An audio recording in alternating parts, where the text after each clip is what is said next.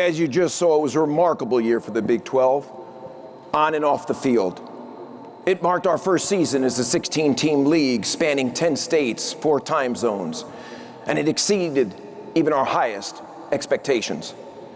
Each of our 16 institutions contributed immense value to the conference.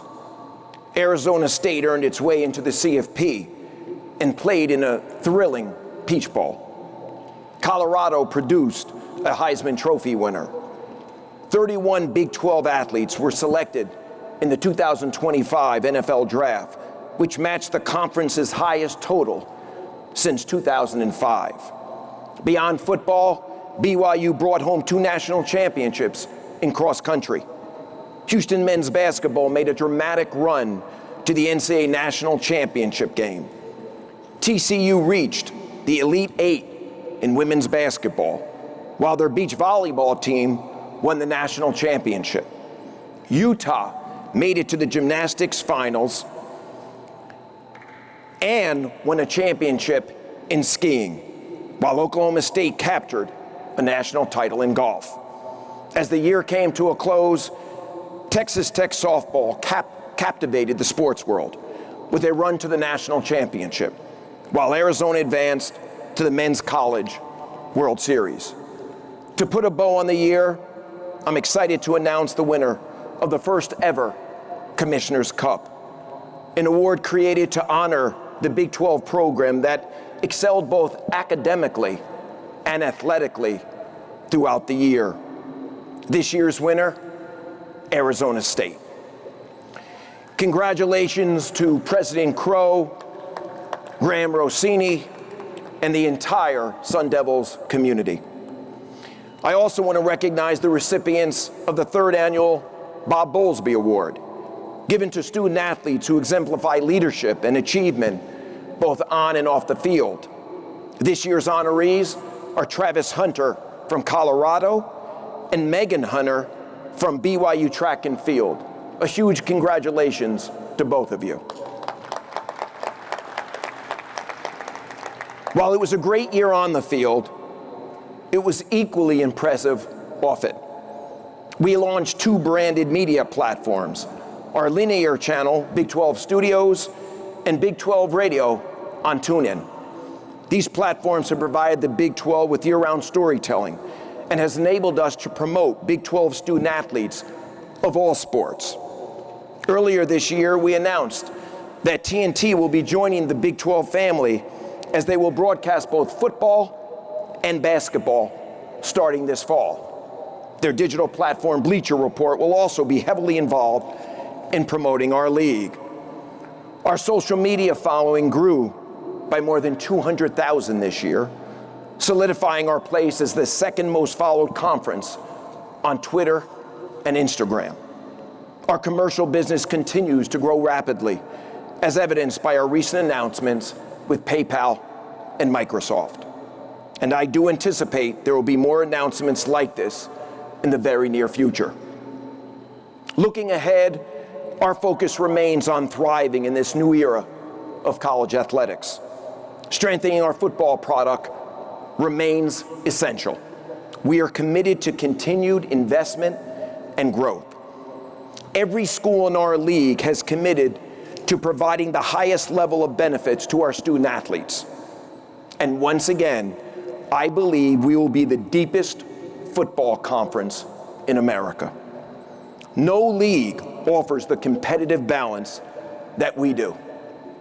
Last season, the Big 12 led the nation in 4th quarter lead changes and go-ahead scores in the final minute of conference games. And this year, our star power, especially at quarterback, will be on full display. The Big 12 returns 9 starting quarterbacks who threw for over 2,400 yards last season. The rest of the Power 4 combined, just 11. We also boast one of the nation's top coaching lineups, from Hall of Famers to rising stars. I fully expect the Big 12 to earn multiple college football playoff bids this year, and to show once again that we can compete with anyone. Speaking of the CFP, We continue to believe the 5-11 model proposed by the Big 12 and the ACC is the right playoff format for college football. We want to earn it on the field. We do not need a professional model because we are not the NFL. We are college football, and we must act like it. There is nothing in sports like college football, and we must protect what makes it special and do what's right for the fans and the game. Beyond football, growing our commercial business remains a top priority for our conference. We continue to lead as a conference of innovation, pushing boundaries, and creating new opportunities. Our PayPal partnership is a perfect example of how we're leveraging the full scale of a 16-team league. This requires great collaboration with our schools and their MMR partners. We have strengthened our business and brand infrastructure to ensure we can execute at the highest levels while supporting our schools more effectively. Last week, we announced a new leadership structure featuring Chief Brand and Business Officer Tyrell Kirkham and COO and GC Jessica Presnell, who will play a key role in this effort. We've also consolidated all of our business verticals under Big 12 enterprises to create a more seamless approach for the marketplace. This restructuring positions us for long-term success in the evolving college athletics landscape. From a brand perspective, the Big 12 profile is as strong as it's ever been. We truly have become a national conference, and our narrative has extended beyond the sports page. This year, you'll see us double down in that effort, including exploring documentaries and storytelling opportunities, new ventures in licensing and collectibles, a continuation of our partnership with WWE, and a new partnership that will give every Big 12 student athlete their own custom app, completely free, to help build their personal brand. Establishing and maintaining our position within the Power Four also remains a key priority for us. And frankly, I feel better about our position than ever before. I will continue to collaborate with my commissioner colleagues on a new governance model that will provide the Power Four with more autonomy and influence around decision-making in key areas. We anticipate this being done sometime in August. We will also advance our work with the College Sports Commission and CEO, Brian Seeley. One of the primary goals of CSC is to change the market from pay-for-play to a market of true third-party NIL. The CSC's enforcement of punitive measures towards those who break the rules will change behavior in college athletics. It is crucial that CSC leadership, my Power Four colleagues, and I continue to spend the time necessary to guide and partner with our schools into this new age of college athletics. Alongside the CSC, we will still need congressional help, and we continue to work towards that. This is a defining moment for all of us, and one that we need to take full advantage of. There has never been a better time to be part of the Big 12 than right now. Our football product will compete at the highest levels. We've been the best conference in men's basketball over the last 10 years, and we are doubling down on women's basketball and Olympic sports. We have a board and AD room that is unified with a clear vision for the future. We are in a period of change and growth for our industry. But as we enter into this new era, I can promise one thing: the Big 12 remains open for business. We will continue to reside at the intersection of sport, culture, and business. We truly are a different league. Thank you very much. How you doing, Brett? It's good to see you, my friend. You too. This is your 3rd anniversary as commissioner of the Big 12. Happy anniversary. Thank you. Thank you. How would you evaluate the improvement and changes of the league since you first arrived? Great question, and thank you for that. And I'm going to give that answer in a moment. I'd be remiss if I didn't wish my son a happy birthday on his 21st, which is today. I know he's watching, so Drake, I love being your dad. So Brett, to your question, I'm thrilled with where the Big 12 is right now.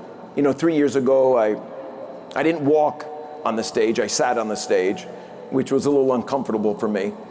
And I said I wanted to modernize this conference. I wanted to be more contemporary. I wanted to get on the consciousness of future student athletes. I wanted to create a foundation that would enable us to succeed. I wanted to be a national conference. I wanted to double down with ESPN and Fox. We've done all of that and more. I love the trajectory of this conference. I love where we're going. Our schools are making incredible investments in infrastructure, performance, and student athletes. It's everything I could have wished for when I took this job 3 years ago, but I will tell you, we're just getting started.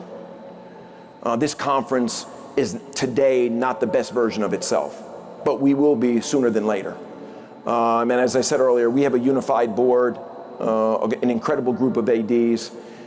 We share in the vision for this conference, and I'm excited about our future. But thank you for the question. Gentleman in the, is that a tan blazer, I believe? Yeah, I'll call it that. I think that's about Great. right. After I you. like that tan blazer. Well, thank you. Okay.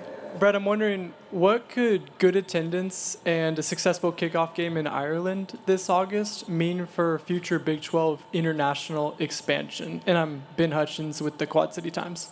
Yeah, great question. Listen, I've been on the record to say that I want this conference to be a global conference. I think we can win globally, big time. Playing in Ireland, obviously, is that first step. We'll return there next year, as I said in my opening comments. There's a good chance we'll be in Mexico City next spring for baseball. Baylor's kicking off, the women are, the basketball season in Paris this year. And we're having conversations with other countries throughout the world that are very interested in bringing the Big 12 to their marketplace. So I think the game in Ireland is an impetus, if you will, for future global expansion, and I'm all in on it. I think it's critically important, you know, for our conference. Thank you for your question. Great. We'll go to Big 12 legend Barry Trammell. Barry, it is great to see you. You asked me, I think, my first question 3 years ago, if I'm not mistaken. I can't remember. Do you remember that? I do not remember that at all. Yeah, I think it was about the TV deal, or maybe it was about Oklahoma and Texas. I don't know what it was. But it was some nonsense. yeah, it was some nonsense. You're right. But go ahead, my friend. Good to see you. You mentioned the Big 12 support for 511 model. Last season, the committee didn't show much respect to the Big 12 in its final rankings. Is there a tightrope you have to walk when you're trying to decide whether to support the 511 or the automatic qualifiers? Getting two automatics might be enticing after the respect that the committee failed to show you. I have a lot of faith in the selection process. I was recently in North Carolina. We had a CFP meeting that was hosted by the executive director, Richard Clark, who is here today. Welcome, Richard. They are doing a full audit of the selection process to figure out how they can modernize and contemporize and how they use data. And how certain metrics can be more heavily weighted. Most importantly, they have a great leader, Mack Rhoades of Baylor. And I have a lot of faith in Mack Rhoades and the work he's doing with the selection committee. So I have a lot of faith in what they're doing. And 511 is fair. We want to earn it on the field. It might not be the best solution today for the Big 12, given your comments about AQs. But long term, knowing the progress we're making, the investments we're making, it's the right format for us. And I'm doubling down today on 511. And I know Jim Phillips will, and I'm sure some of the other conference commissioners will as well.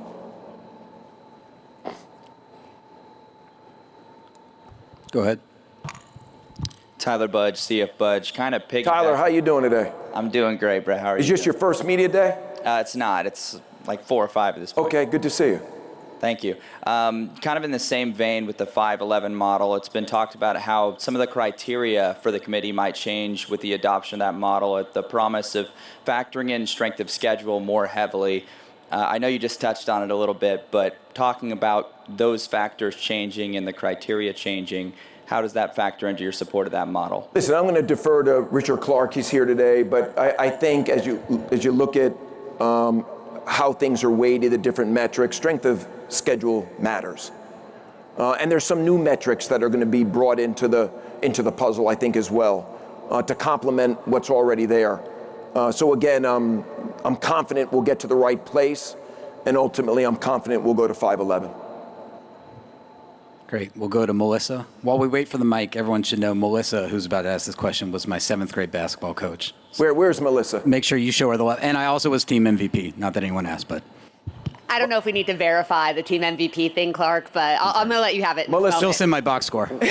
Melissa, was he any good?